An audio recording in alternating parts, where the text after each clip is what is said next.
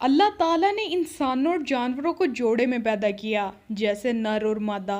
इंसानों में मर्द और औरत बनाए ताकि वो दोनों जायज़ तरीके से एक दूसरे को खुशी दे सके। हज़रत लूत अलैहिस्सलाम हज़रत इब्राहीम अलैहिस्सलाम के ज़माने के नबी थे। आप हज़रत इब्राहीम अलैहिस्सलाम के भतीजे थे। आपको अल्लाह ताला ने एक ऐसी कौम की तरफ भेजा जो बैतुल मुक़द्दस या जॉर्डन के आसपास बसी हुई थी, जिसे सदूम कहा जाता था। ये सरजमीन सरसब्ज़ और शादाब थी और यहाँ हर तरह का अनाज और फल कसरत से मौजूद था। इस कौम के लिए हज़रत लूत अलैहिस्सलाम को नबी बनाकर भेजा गया, इसलिए इस कौम को कौम लूत कहा जाता है। इस कौम में उस वक्त ऐसी बुराइयां पाई जाती थी जो उनसे पहले दुनिया में किसी भी कौम में नहीं पाई गई। उस कौम के मर्द अपनी ख्वाहिश पूरी करने के लिए मर्दों के पास जाया करते थे और ये बुराई और बेहयाई इतनी आम हो गई थी कि वो अपने इस बुरे काम को बुरा नहीं समझते थे, बल्कि इस पर फख्र किया करते थे। रिवायतों में आता है कि इस बेहयाई के काम की शुरुआत शैतान ने की। वो एक खूबसूरत नौजवान बनकर आया और अपने साथ वहाँ के मर्दों को बुरा काम करने के लिए बहकाया और इस तरह कौम लूत में ये बुराई पैदा हो गई।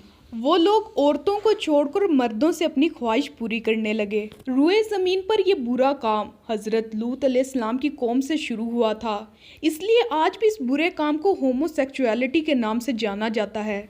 हज़रत लूत अलैहिस्सलाम ने अपनी कौम की इस्लाह की बहुत कोशिश की और एक बरस तक उनके बीच में रहकर दीन की दावत देते रहे, उन्हें नसीहत करते रहे और अल्लाह के अजाब से डराते रहे, लेकिन उनकी कौम पर कोई असर ना हुआ। इस पर उनकी कौम के दौलतमंद सरदारों ने कहा कि हमें नसीहत मत करो, तुम इतने नेक और पाकीज़ा बनते हो, अगर तुमने नसीहत देना ना छोड़ी तो हम तुम्हें शहर से निकाल देंगे। हज़रत लूत अलैहिस्सलाम की नसीहतों का जब उनकी कौम पर कोई असर ना हुआ, सिवाय थोड़े से लोगों के जो ईमान लाए, तो हज़रत लूत अलैहिस्सलाम ने अल्लाह ताला की बारगाह में दुआ की, ऐ मेरे रब, मैंने अपनी कौम को दिन रात तबलीग दी और उन्हें तेरे अजाब से डराया, लेकिन वो अपने कुफर में और आगे बढ़ गए। ऐ मेरे रब, अब ये ईमान नहीं लाने वाले, अब इनका फैसला तू ही कर दे। अल्लाह ताला ने कौम लूत को अजाब देने के लिए दो फरिश्ते भेजे।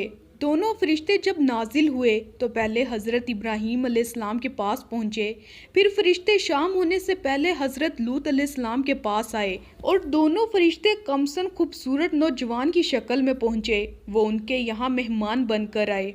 हज़रत लूत अलैहिस्सलाम को अपनी कौम के लोगों का पता था, इसलिए जब उन्हें अपने खूबसूरत नौजवान मेहमानों को देखा तो बहुत गमगीन हुए। आपको उनकी फ़िक्र लाहक हुई कि कहीं उनकी कौम के लोग उनके मेहमानों के साथ कोई बुरा काम ना कर दे, इसलिए वो जल्दी से अपने मेहमानों को अपने घर के अंदर ले गए। लेकिन उनकी बीवी दौड़ते हुए गई, अपनी कौम के अमीर सरदारों और बदकारों को अपने घर में आए हुए मेहमानों की खबर दी।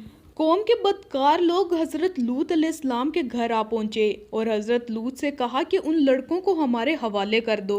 हज़रत लूत अलैहिस्सलाम ने कहा, ये मेरे मेहमान हैं, इनको मैं हरगिज़ तुम लोगों के हवाले नहीं करूँगा। मेरे मेहमानों के सामने मुझे जलील और रुस्वा न करो। क्या तुम में से कोई भी भला आदमी नहीं है? और कौम की औरतों की तरफ इशारा करते हुए कहा, ये मेरी बेटियां हैं, तुम इनसे निकाह कर लो और अपनी ख्वाहिशात इनसे पूरा कर लो। लेकिन उनकी कौम के लोग नहीं माने और कहा कि तुम अच्छी तरह जानते हो कि हम क्या चाहते हैं, हम तुम्हें कल सुबह तक की मोहलत देते हैं, कल सुबह के बाद तुम हमें रोक नहीं पाओगे।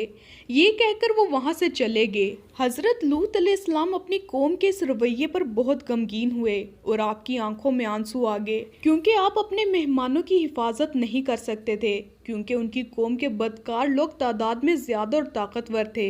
तब फरिश्तों ने कहा, हम अजाब के फरिश्ते हैं, ऐ लूत घबराने की ज़रूरत नहीं है, ये लोग हम तक तो क्या अब तुम तक भी नहीं पहुंच सकेंगे, और अल्लाह ताला ने हमें आपकी कौम पर अजाब देने के लिए भेजा है।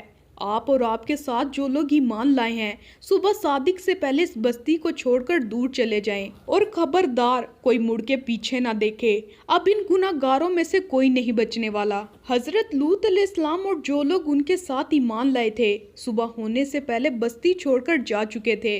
सिर्फ हज़रत लूत अलैहिस्सलाम की बीवी पीछे रह गई, क्योंकि वो भी काफिर थी। अब फरिश्तों ने ज़मीन को जड़ से उखाड़ पलट दिया और कई किलोमीटर तक गहरी ज़मीन में धंसा दिया। फिर उन पर पत्थर और तेज़ाब की बारिश की। इस तरह उन गुनाहगारों के नामो निशान मिटा दिए गए और कोई भी न बच सका। جہاں عذاب ہوا تھا وہ جگہ آج بھی موجود ہے۔ اسے ڈیڈ سی یا مرا ہوا سمندر کے نام سے جانا جاتا ہے، اور آج بھی اس پر جو عذاب ہوا تھا اس کی وجہ سے اس سمندر میں مچھلی تو کیا، کوئی کیڑا مکوڑا بھی نہیں پایا جاتا، اور اس کا پانی اتنا نمکین ہے کہ اس کو منہ سے لگایا تو الٹی ہو جائے۔